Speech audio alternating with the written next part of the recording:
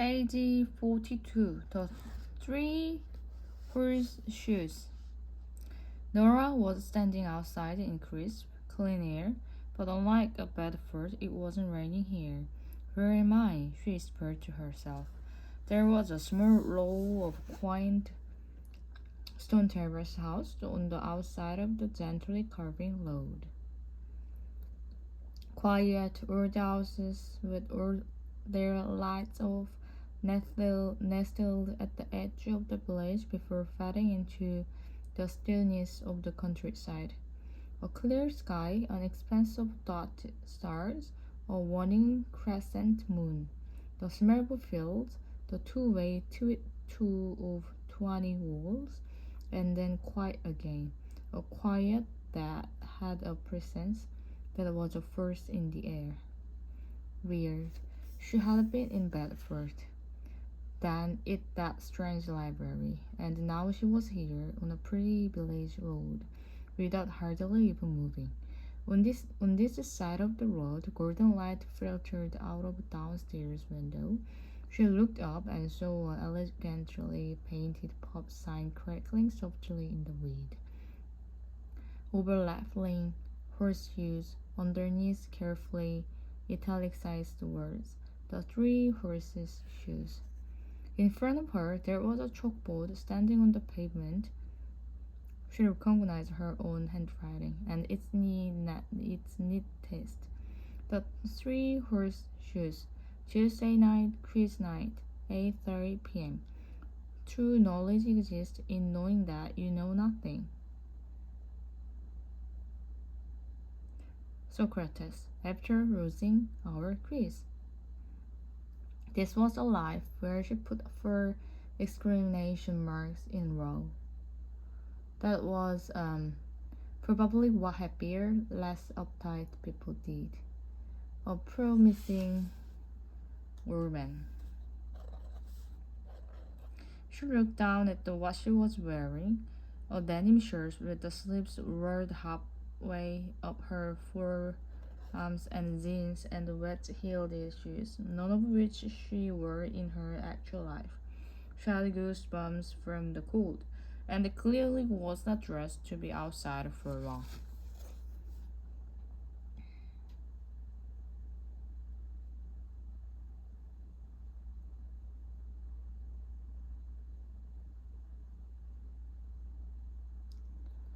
There were 2 rings on her ring finger.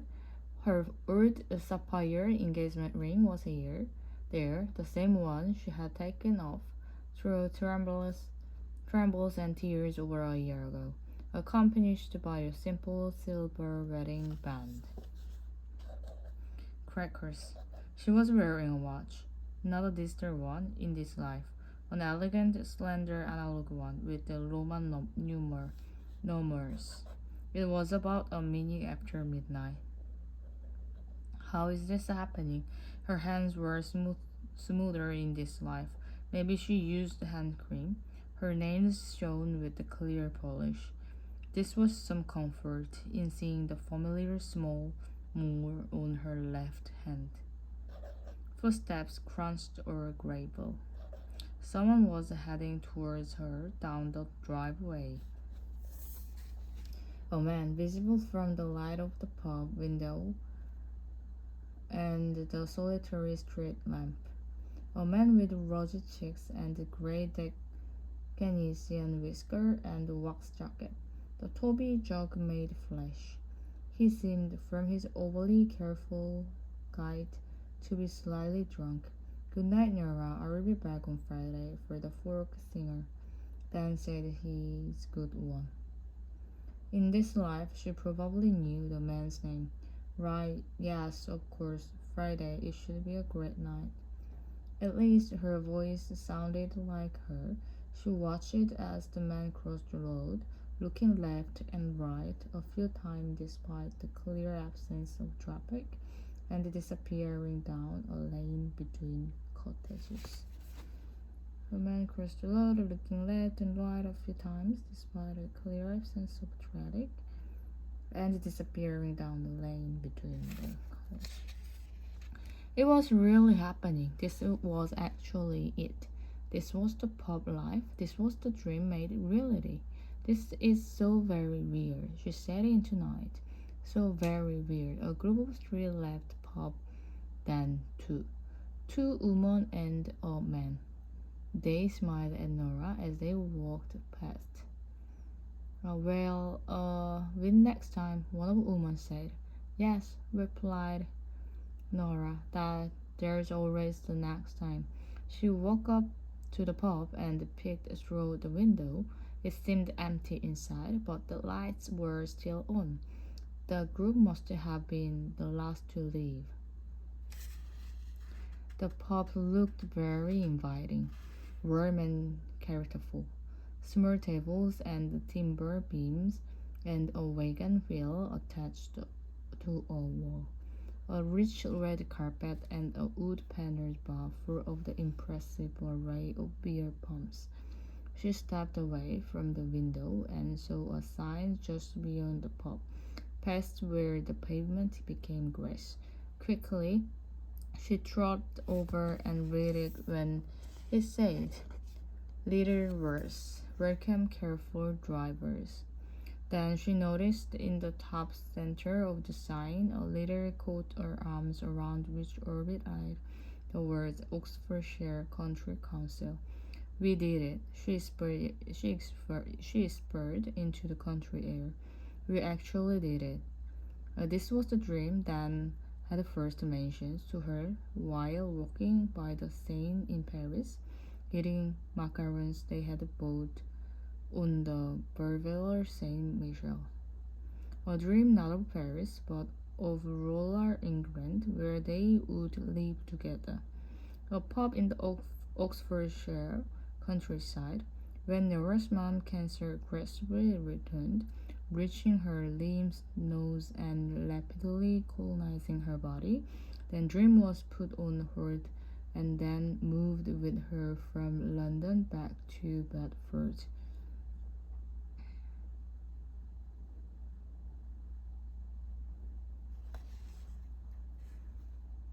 Her mom had known of their engagement and had planned to stay alive long enough for a wedding. She had died 4 months too soon.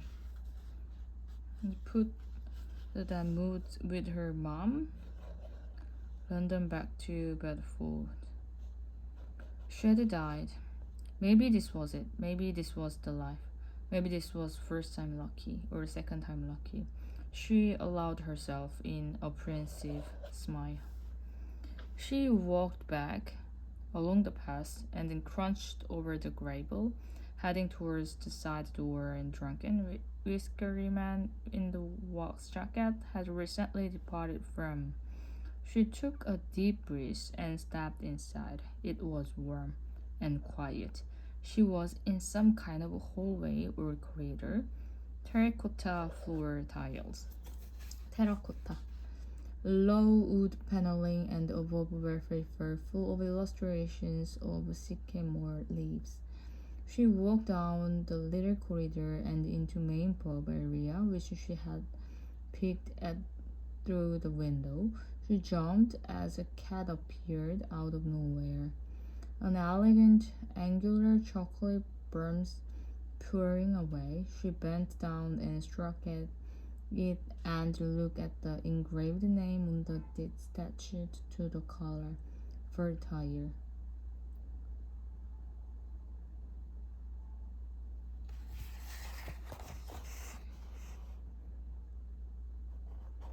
What is that? Detached to the collar. A different cat with the same name. Unlike her dear beloved ginger Tabby, she doubted this fire was a rescue. The cat continued to purr. Hello, birds. Number 2.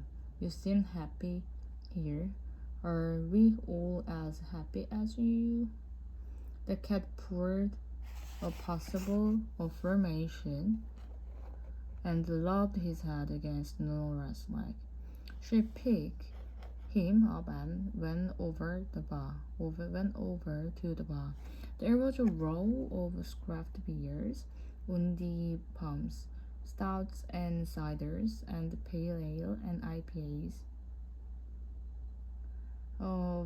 Vicar's favorite, Lost and Found, Miss Muffle, Sleeping Lemons, Broken Dream. Vicar's favorite, Lost and Found, Miss Muffle. There was a charity thing on the bar on the butterfly conversation. There was a charity thing on the bar.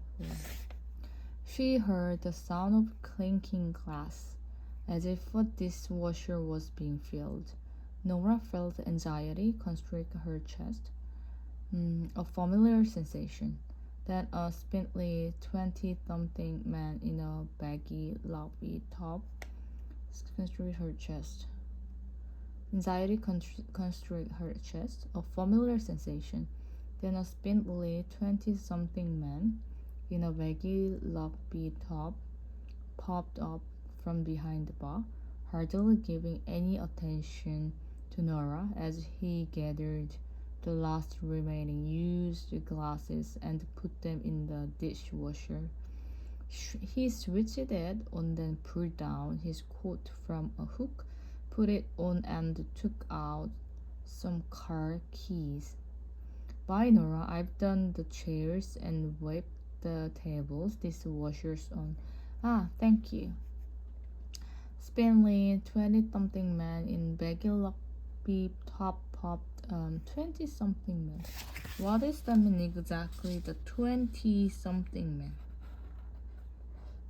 in a baggy lobby top popped from the behind the car, hardly giving any attention to Nora as he gathered the last remaining used glasses. Hey Nora, I've done the chairs and whipped all the tables, dishes, washing. Oh, thanks till Tuesday. Yes, Nora said, feeling like a spy about to have her cover brown. See you. A moment after a man left, she heard footsteps rising up from somewhere below, heading across the tiles. She had just walked down, coming from a back pub, and then he was there. He looked different. And then he was there. The beard had gone, and there were more wrinkles around his eyes, dark circles. He had nearly finished a pint of a dark beer in his hand. He still looked a bit like a TV vet, just a few more series down the line.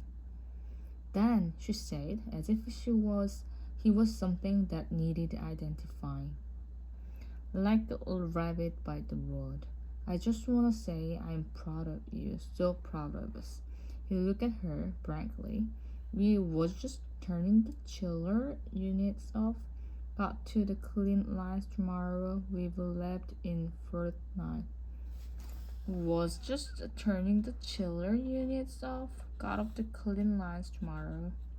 Nora had no idea what he was talking about. He struck the cat. Right, yes, of course, the lines. Chilling, go to clean the line tomorrow. Her husband, for in his life, that was who he was, looked around at all the tables and upside down chairs. He was wearing a faded dress t-shirt, have a black and soapy gun hum. Nora hesitated. She sensed he was talking about people who worked for them. A young man in the baggy lobby top was the presumably break. There didn't seem to be anyone else around. Yes, she said, trying to sound natural despite the fundamental bizarreness of the circumstance. I think they were pretty on top of things. Was on top of things. Cool. She remembered buying the Jaws t-shirts on his 26th birthday, 10 years previously. The answers tonight were something else. One of the teams, the one Pete and Jolie were on, threw the man Maradona painted the Sistine ceiling.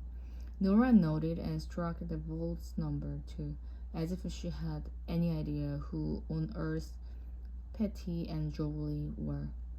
To be fair, it was a tricky one tonight. Might take them from another website next time. I mean, who actually knows the name of the highest mountain in the Kara Waste range? Karakoram? Nora asked.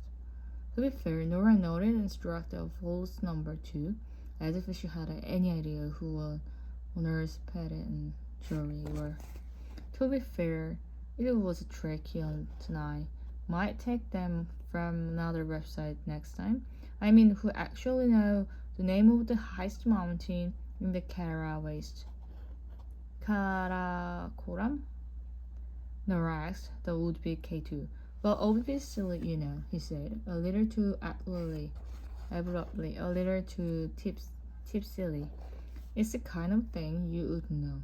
Because while most people were into rock music, you were into actual rocks and stuff.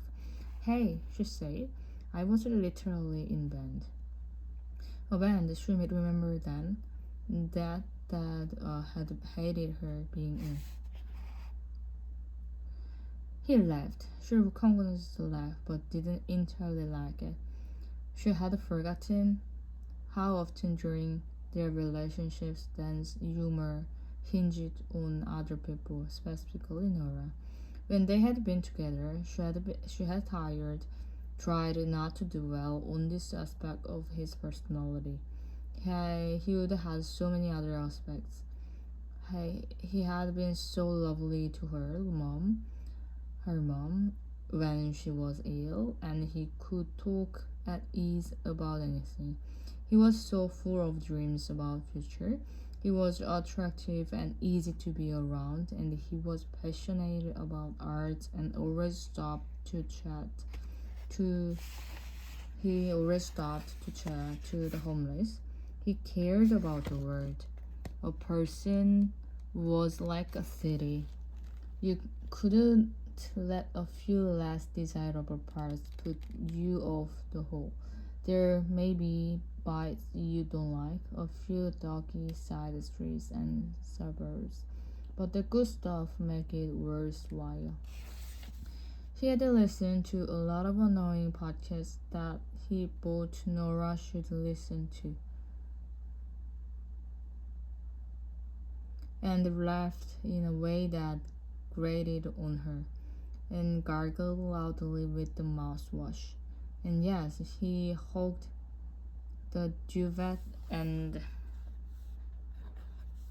could occasionally be arrogant in his opinion on art and film and music, but there was nothing overtly wrong with him. Well, now that she thought about it, he had never been supportive of her music career and had advised her that being in the labyrinths and singing a music there would be bad for her mental health, and that her brother was being a bit selfish. But at the time, she had viewed that not so much as red flag, but a green one. Her thinking was he cared, and it was nice to have someone who cared, who was not bothered about fame and superficialities, and could have navigated the waters of life.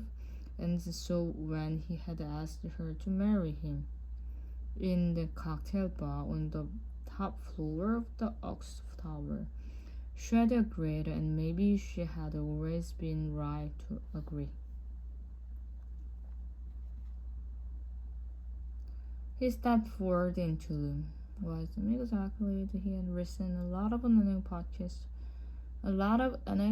that he thought Nora should listen to, and the laughing degraded gradually. I actually couldn't exactly understand this part, but there was nothing wrong with him.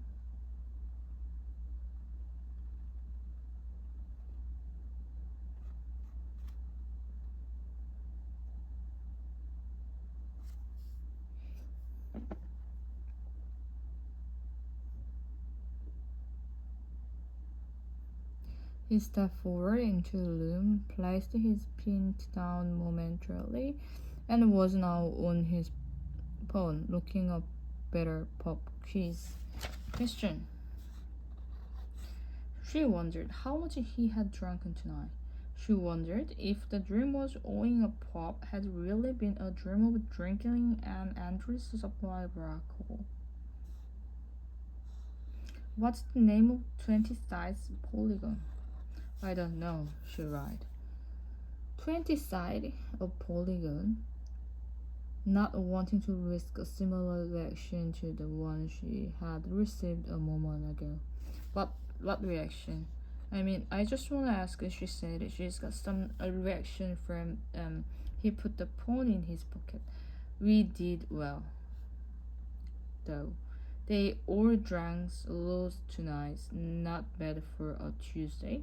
Things are looking up. I mean, there's something to tell the bank tomorrow.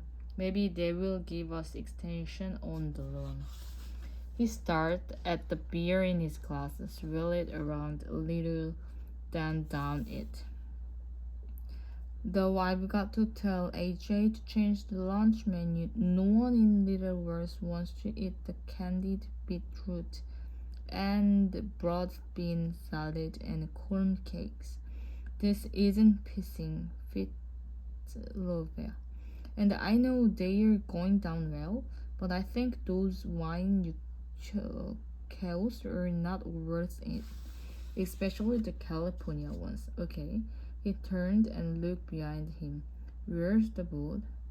What? The chalkboard. You brought it in? So that was what she had been outside for. No, I'm going to do it now. So I saw you go out. Nora smiled away. Chalkboard through the. It's the board. What? The chalkboard. So you had brought it in. So that was it. She had been outside for. No, I'm going to do it now. Though I thought you'd go out. Nora smiled away her nerves. Yes, well, I did. I had to. I was worried about our cat Wolves for a tire. I couldn't find him, so I went outside to look for him, and then I found him, didn't I? Ben was back behind the bar, pouring himself a scotch. He seemed to sense she was judging him. This is only my third fourth, maybe. The quiz night. You know, I get nervous doing the comparing, and it helps me be funny. And I was funny, don't you reckon? Yes, very funny, total funniness. His face fell into the serious mode. I saw you talking to Erin. What did she say? Nora wasn't sure how best to answer this. Oh, nothing much. The usual stuff. You know, Erin. The usual stuff. I didn't think you'd ever spoken to her before. I meant the usual stuff that the people say, not what Erin says. Usual people stuff. How's Will doing? Really well, Nora gasped. He says, hi. Dan's eye popped wide with surprise. Really? Nora had no idea what to say. Maybe Will was a baby. Maybe Will was a coma. Sorry, no. Erin, what to say?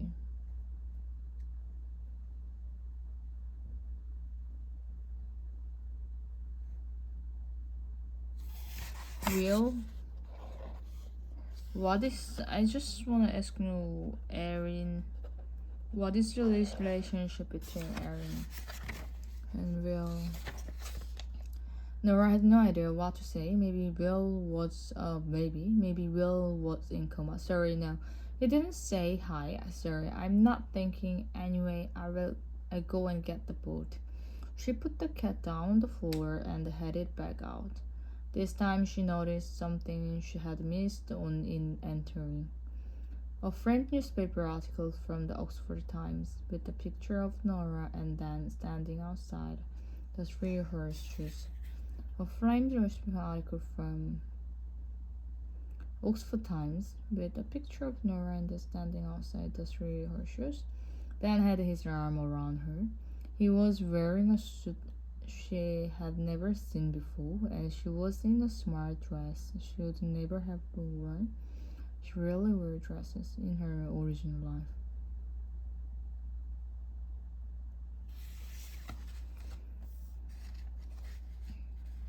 Pub owners make a dream a reality.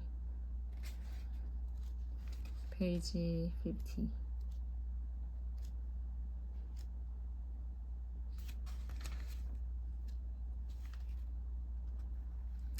They had, according to the article, bought a pub cheaply and in a neglected state, and then renovated it with a mix of modest inheritance, dance, and saving and bank runs. The article presents a success story, though it was 2 years old. She stepped outside, wondering whether a life could really be judged from just a few minutes after midnight on a Tuesday, or maybe that was all you needed. The wind was picking up. Standing out on the quiet village street, the guest pushed the board a little along a path, nearly toppling it over. Before she picked it up, she felt a buzz from a phone in her pocket. She hadn't realized it was there. She pulled it out, a text message from Itzy. She noticed that her wallpaper was a photo of herself and then somewhere hot.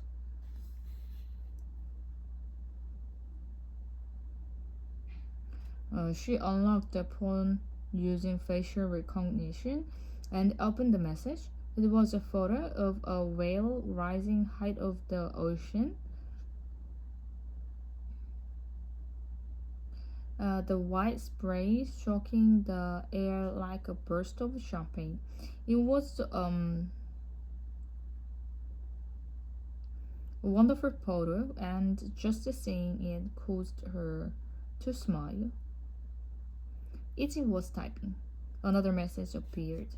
This was one of the pics I took yesterday from the boat, and another humpback mother. Another photo, two whale this time, the back breaking the water with carp. The last message also included emojis of whales and waves. Nora felt a warm glow, not just from the picture, which were indisputably lovely, but from the contact with the Itchy. When Nora back out of her wedding, Dan, Itchy had insisted that she come to Australia with her.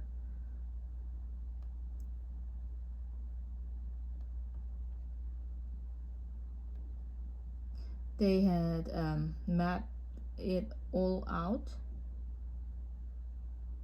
A plan to live near Byron Bay and get jobs on one of the whale watching boat crews.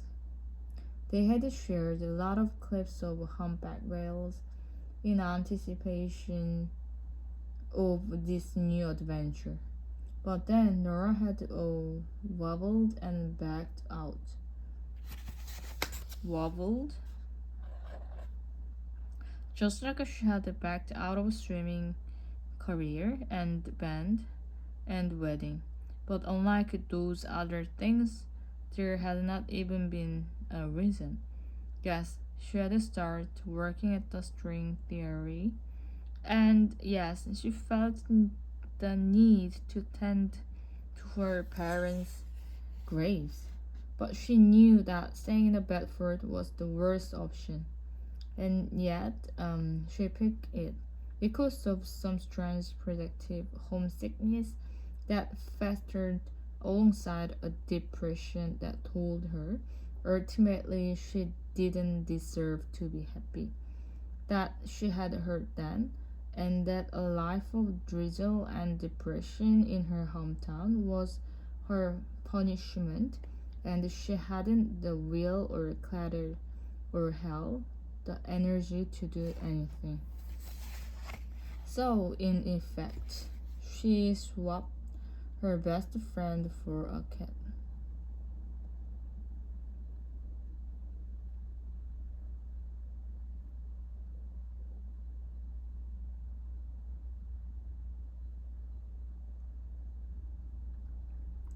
In her actual life, she had never fallen out with Izzy, nothing that dramatic. But after she had gone to Australia, things had faded between them until their friendship became just Benford trail of the sporadic Facebook and Instagram likes and emoji-filled birthday message. She looked back through the text conversations between her and Ichi and realized that even though there was still 10,000 miles between them, they had a much better relationship in this version of things. When she returned to the pub, carrying the sign this time, Dan was nowhere to be seen, so she locked the back door and waited a while in the pub hallway, walking out where the stairs were, and then unsure if she actually wanted to follow her tipsy sort of husband up there.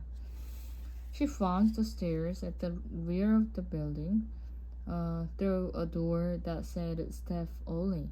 As she stepped on the big raffia carpet heading towards the stairs, just after a framed poster of things you lean in the dark, one of the favorite Lion Valley movie, which they had watched together at the Odeon in Bedford. She noted a smaller picture on the sweet little window sill. It was their wedding photo, black and white, reportage style, walking out of the church into the shower of confetti. It was difficult to see their faces properly, but they were both laughing, and it was a shared laugh, and they seemed, as far as photograph can tell you anything, to be in love. She remembered her mom talking about them. He's a good one. You are so Mom talking. She remembered her mom. He's a good one. You are so lucky. Keep hold of him. She saw her brother Joe too, shaven-headed and looking genuinely happy, champagne glasses in hand, and his short-lived, distraught investment banker boyfriend. By this side, Izzy was there, and Lobby too, looking more like a accountant than jumper, standing next to the best faculty woman she had never been seen before. While Dan was in the toilet, Nora located the bedroom.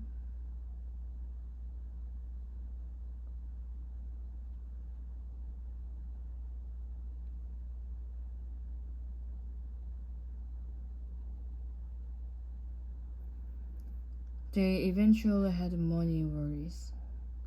The nurse appointment with the bank confirmed that the room was expensively furnished. Smart room, the blinds, a wide, comfortable-looking bed, the duvet crisp and clean and white.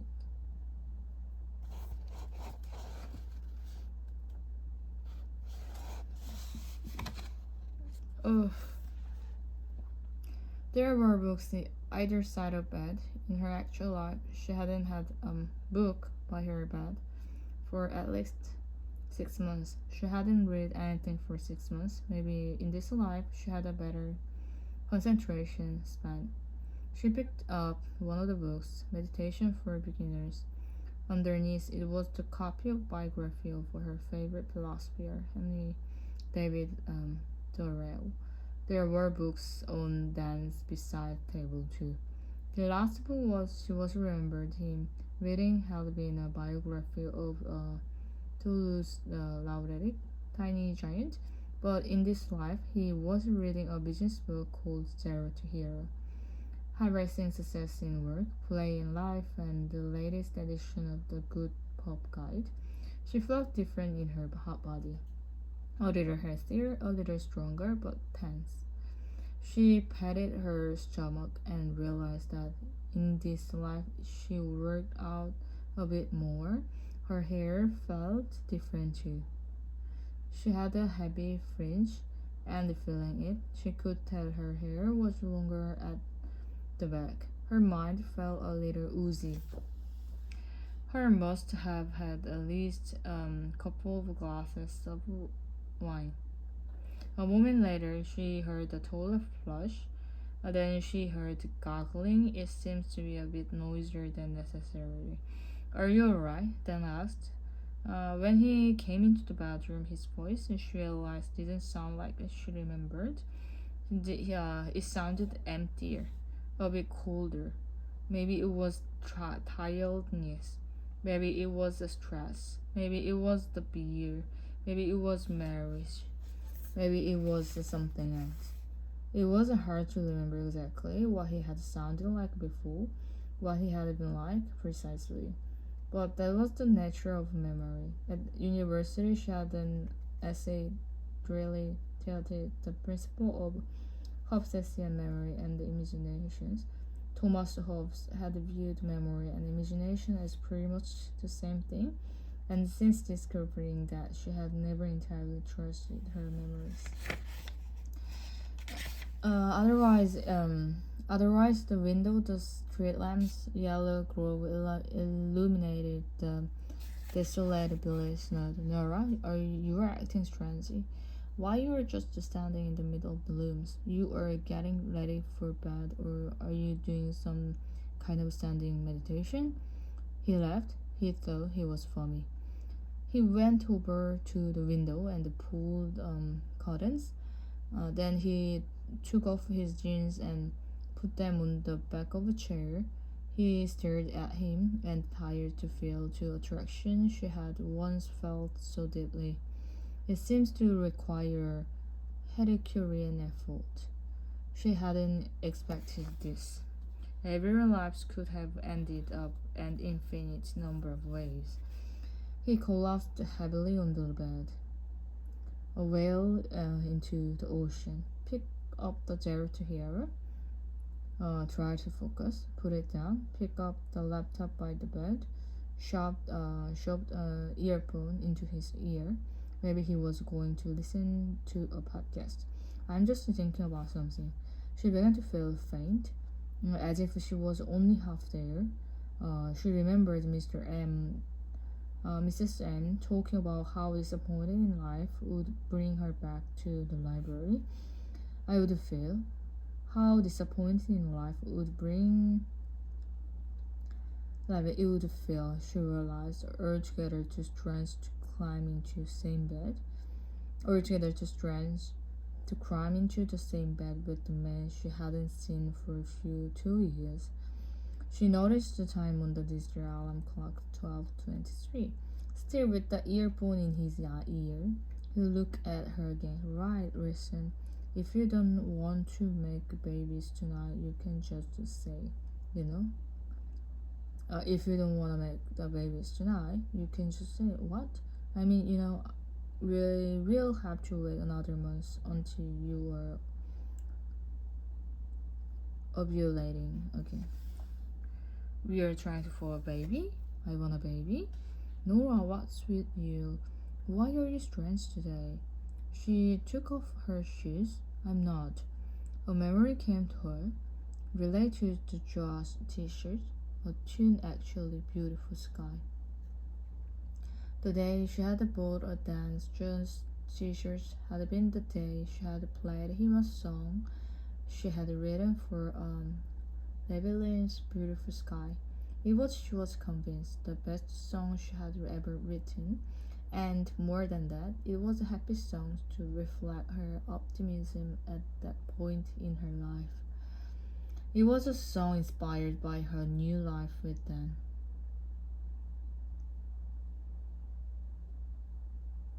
And it was kind of song inspired by her new life with Dan, and he had listened to it with Sherlockish indifferences that had her at the the time, and which she would have addressed if it hadn't been his birthday.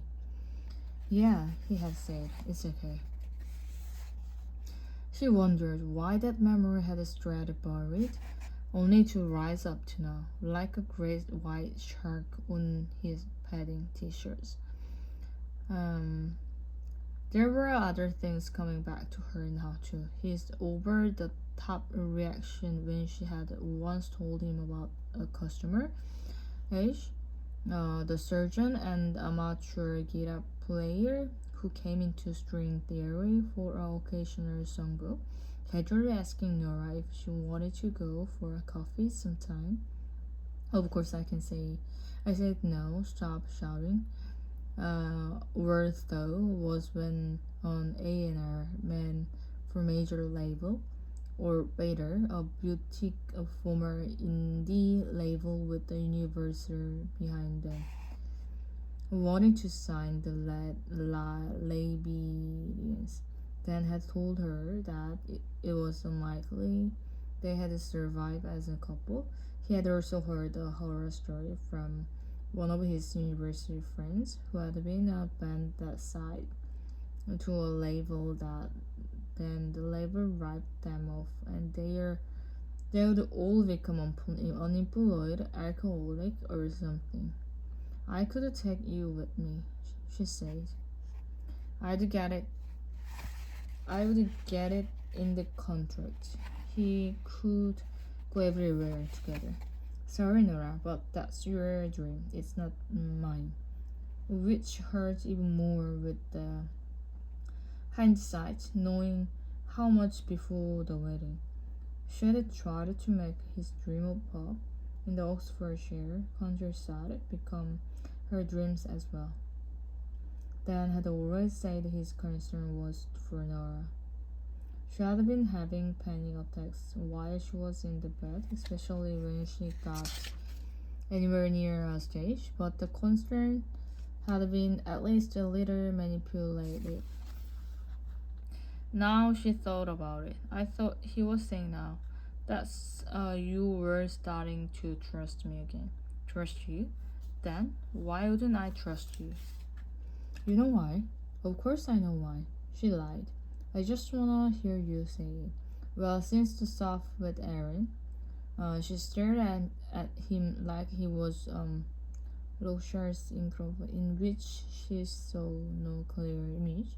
Aaron, the one I was speaking tonight. Am I going to be beaten up forever about the stupid drunken moment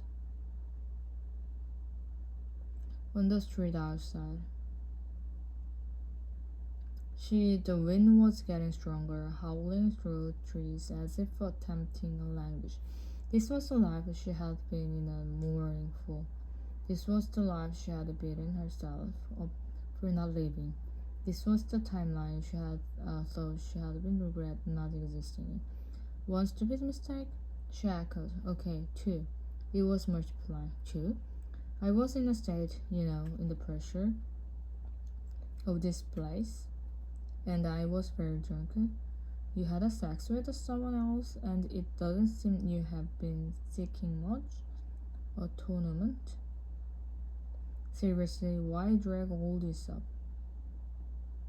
We haven't through this, remember what the counselor said about focusing on where we want to go rather than where we have been. Do you ever think that maybe just aren't right for each other? What? I love you, Dan, and you can be a very kind person, and you were great with my mom, and we used to. I mean, we have great conversations, but do you ever feel that we passed where we were meant to be? That we changed it? That Jane changed? She sat down on the edge of bed, the furthest corner away from him. Do you ever feel lucky to have me? Do you realize how close I was to leaving you 2 days before the wedding? Do you know how messed up you would have been if I hadn't turned up at the wedding? Wow, really? You have yourself in quite high esteem there, Nora? Shouldn't I? I mean, shouldn't everyone?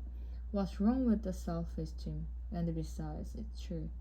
There's another universe where you seem to be WhatsApp message about how messed you up without me, how you turn to alcohol, although it seems like you turn to alcohol with me too. You sent me text saying you miss my voice.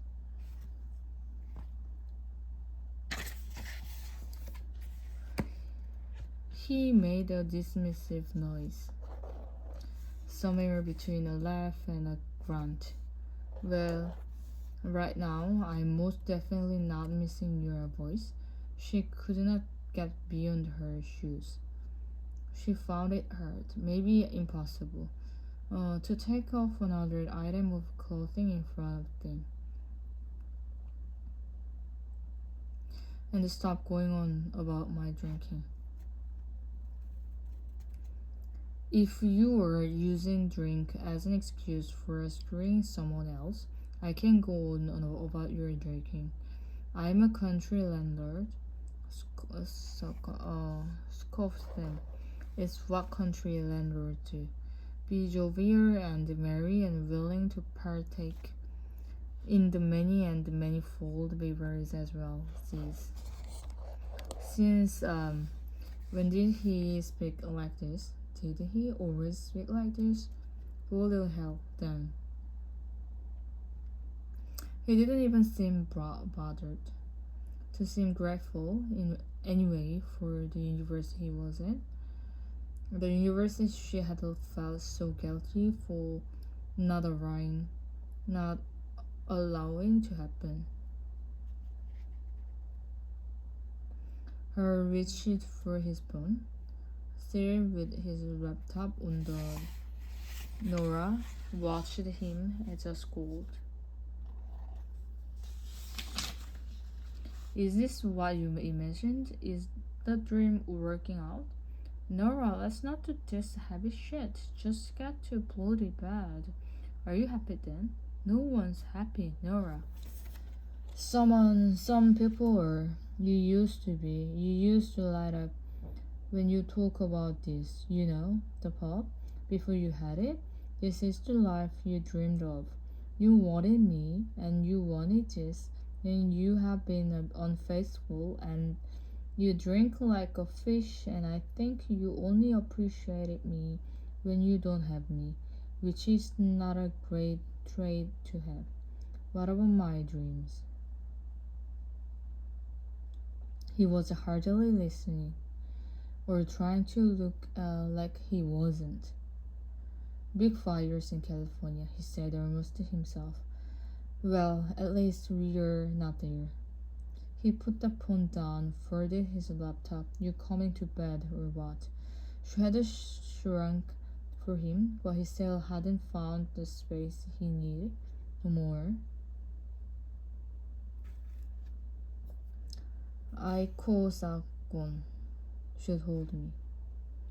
She had drunk for him, but he still had not found the space he needed. The quiz earlier, the 20 size polygon.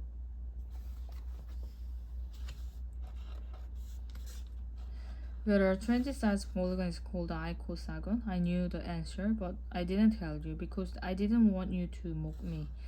And now I don't really care because I don't think me knowing some things that you don't shouldn't you because I don't think me knowing some things that you don't should bother you.